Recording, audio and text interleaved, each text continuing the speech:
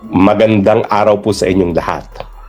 Ang problema ko po, mula nung binago ng Senado ang kanilang schedule na nagsisimula na sila ng alas 10 ng umaga, hindi ko na po ma-cover live yung impeachment ni VP Sara. Bakit po? Kasi ang alas 10 po ay alas 4 ng umaga sa akin. Ako, hindi po tayo ganun ka-diehard para gumising na alas 4 ng umaga para ma-cover ang impeachment Inday Sara.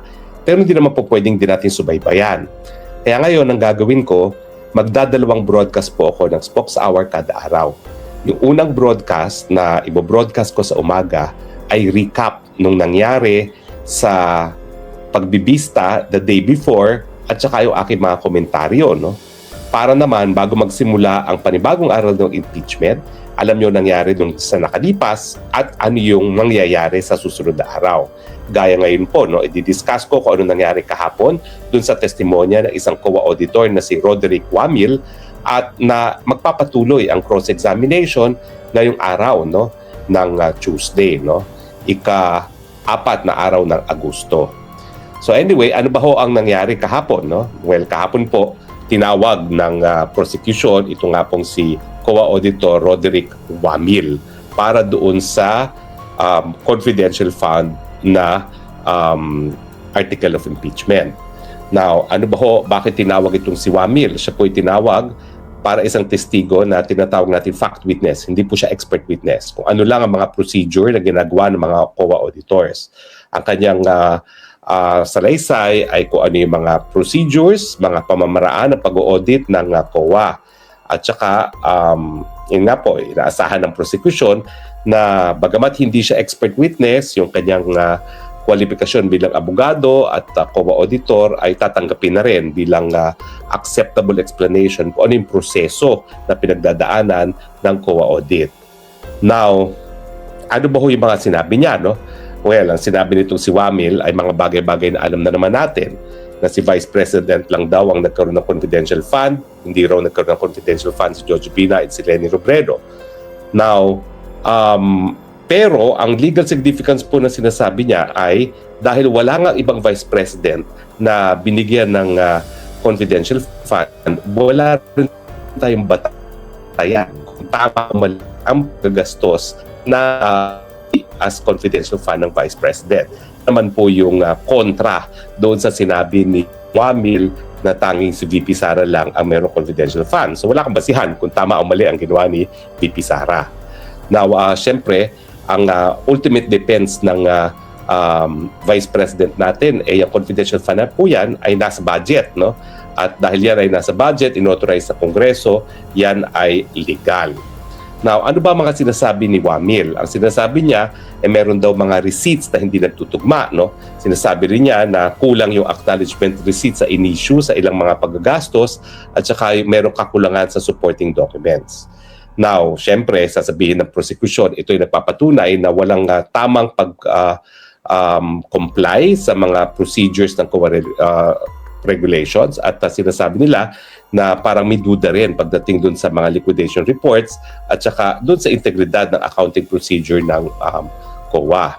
Pero, ito pong importante ha, yung kanyang mga sinasabing COA audit observation, hindi po yan ebidensya ng korupsyon. Ulitin ko po ha, kahit anong kakulangan ang sinasabi ng COA auditor na yan, una-una, ang COA findings po, dapat yung COA commissioners ang mag-issue, hindi po sa COA auditor. So walang epekto ang mga konklusyon ng iisa lamang COA auditor. Dapat yan, merong COA commission report. Pangalawa po, yung mga audit observation, hindi po yan ebidensya ng korupsyon. Para mapakita na merong krimen na nagawa si VP Sara sa paggastos ng confidential funds, kinakailangan patunayan yung bad faith, yung intensyon na mangurakot at saka yung pagtataksil nga sa tiwala ng publiko. Well, may mga sinasabi siya na may mga bagay-bagay na binili na hindi dapat bilhin sa confidential fund. Kasama na dyan yung 50 million para sa pagkain at sa gamot. Well, Mr. Wamil, yung revelasyon mo po na 50 million ay napunta para sa benepisyo ng taong bayan, kinatutuwa po yan ng taong bayan. Kesa naman kinukurakot gaya na nangyayari sa trilyones ng flood control funds na napupunta sa bulsa ng mga politiko, nagpapasalamat kami kay VP Sara na 50 million ay ginastos para sa pagkain at sa mga gamot ng mga walang nakakain at mga Pilipinong maralitang magkakasakit. Okay? Now, of course, ginawa nila itong presentasyon nito si Lorna Capuna na talagang nalito-lito at humingi pa ng tulong dun sa kalaban na natawa naman si Mike Pua. Ikaw naman, Lorna Capunan. Hello. Alam mo naman kung sino pipresenta mong ebidensya, ba't hindi mo talaga pinag-aralan yung mga dokumento na ipipresenta mo? Nagtatanong ka pa, humingi ka pa ng tulong kay Michael Pua. Alam ka naman, tulungan ka niya, no? Tatawa tuloy lahat. Anyway, ang sinasabi ng mga prosecution ay confidential fund ay para sa surveillance, intelligence gathering at confidential operations. Pero meron daw mga, yun nga, no, gamit na hindi para sa confidential fund, no, gaya ng mga biniling mga kasangkapan. Pero yung mga kasangkapan naman yan, kapag ikaw ay merong syempleng surveillance, meron kang kasangkapan na kinakailangan. So talagang hindi naman po pwede na puro bayad ka lang ng bayad ng impormasyon. Natural, meron ka mga kasangkapan na kailangan. So hindi po yan necessarily illegal. Now, lumutang na naman yung pangalan ng Mary Grace Piato, no? Pero syempre, ang issue dyan is, pwede bang pangalanan kung sino yung mga tao talaga na binibilhan ng impormasyon? Ang kasagutan po dyan ay hindi. Okay? Pero syempre, nag-attempt ang prosecution na yung paggamit daw ng Mary Grace Piatos para itago yung mga identity ng tumatanggap ng pera. Tama po yun. Kasi kapag ikaw bibili ng sensitibong impormasyon at sinabi mo kung sinong binilhan mo ng impormasyon, baka mamaya matigok yung binilan mo ng impormasyon at standard operating procedure po yan sa paggamit ng intelligence funds na itinatago talaga ang mga pangalan ng mga informante. Now, ang prosecution po ay nagtangka na ipresenta as evidence ang 15 boxes containing confidential fund records. No? Sinasabi nila na ito lahat ay extensive na mga documentary support para masusugan yung sinasabi ng testigo na mga anomalya daw. Pero syempre, yung dami ng mga dokumento ay hindi ebidensya kaagad ng pagkakasala. Kinakailangan i-connect ng prosecution itong mga dokumentong ito sa isang aktual na transaksyon, sa aktual na kakulangan, at saka yung responsibilidad ni Vice President. So the documents itself cannot speak for themselves. Kailangan konteksto kung kailan ginamit yung mga dokumentong yan. Now, ngayon, sabi ng prosecution, dapat mag-stipulate ang depensa sa mga dokumento na ginamit din ng Vice President sa kanyang kasagutan. Siyempre, hindi pumayag ang depensa kasi ang pinag-uusapan natin 3,000 to 4,000 documents. At dahil hindi sila pumayag, ngayon may problema ang prosecution. Kinakailangan ng prosecution isa-isahing i-authenticate yung 3,000 to 4,000 documents. Hindi na po tayo matatapos kapag talagang in-attempt nilang i-prove ang authenticity ng 3,000 to 4,000 documents. No? So, anong epekto na hindi pumayag si Michael Pua na sa tingin ko tama? Well, ito po talaga ay maging dahilan para wala na katapusan dito proceedings na ito. No? Pwede objectan yan dahil hindi naman na tinanggap o nag-stipulate ang prosecution dyan sa mga dokumentong yan at saka hindi po pwedeng magamit ebidensya na nagpapakita na mayroong pagkakasala si VP Sara dahil kinakailangan patunayan muna yan. So as a matter of strategy, tama po yung ni Michael Pua. Now, ito pong nangyari kahapon ay hindi pa tapos dahil ngayong araw na ito ay magkakaroon po ng cross-examination. No? At inaasahan natin na dahil hindi pa rin tapos ang direct examination, hindi pa rin matatapos ang cross-examination. No? At ang issue pa rin ay, una-una, kung ang mga sinabi ng auditor are mere audit observations or totoong findings na. Pangalawa, kung yung mga kinu-question ng paggagastos ay pwedeng ma-explain.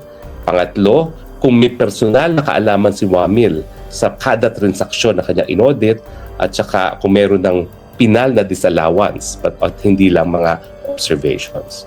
Overall, para maging patas, anong tingin ko sa nangyari? Well, gumagawa pa rin ng kaso ang prosecution. Pero sa pamamagitan ng paggamit yan, isang experience na po witness. Ang problema nga lang, wala namang personal na kaalaman itong auditor neto para mapatunayan na talaga nagkaroon ng pangungurakot ng confidential funds. So kinakailangan pa rin na ang prosekusyon una-una patunayan na yung mga irregularidad ay graft and corruption and therefore impeachable, no? At hindi lamang deficiencies. Ano naging lakas ng depensa ngayon, no? Well, una-una, no, talagang hindi nila inadmit yung authenticity ng 3,000 to 4,000 documents. Bahala si Lorna Capuna ngayon na pruebahan ang authenticity niyan. Pangalawa, talagang nag-object pa rin ang prosecution dyan sa mga dokumento na yan habang hindi na-authenticate. Siyempre, na-delay ang kaso ng prosecution. Ang challenge ngayon ng depensa ay hindi pa rin nila na-atake ang testimonya ni Wamil kasi hindi pa siya nasa subject to cross-examination. Now, all in all, ang ginawa lang ng prosecution ay nag-submit ng mga documentary evidence para magpatunay ng graft and corruption doon sa paggastos ng confidential fund under Article 1 ng impeachment. Pero ang kaso nila ay nakabase lamang doon sa testimonya ni Wamil na whether or not itong kanyang mga audit findings will constitute to graft and corruption and therefore to an impeachable offense ay hindi pa napupurebahan ng prosecution. So ultimately, it is the burden of the prosecution to prove na yung mga deficiencies ay totoong mga audit findings na commission on appointments at hindi lang mga audit observations. At pangalawa, kung ito ay talagang audit findings na ng commission itself, na ito ay tantamount to graft and corruption.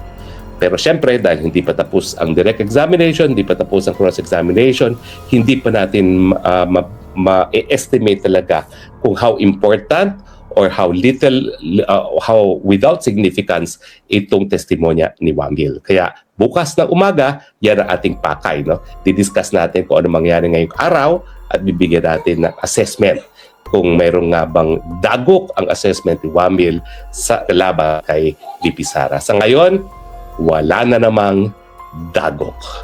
Maraming salamat po sa inyong patuloy pagtangkilik. Hanggang bukas o mamaya po, matutuloy po ang aking Spokes Hour. So dalawa na aking Spokes Hour. Sa umaga, recap ng nakalipas na araw ng hearing ni VP Sara tuwing Monday, Tuesday, Wednesday. Meaning Tuesday, Wednesday, and Thursday. Meron na umaga. But ang ating usual Spokes Hour sa alas 7, alas 8 ng gabi ay tuloy-tuloy din po. Maraming salamat po. Hanggang mamaya, ito po yung Spokes ng Bayan nagsasabi, I love you Philippines. You're the only country I have. You're the only country that I will love. God bless the Philippines.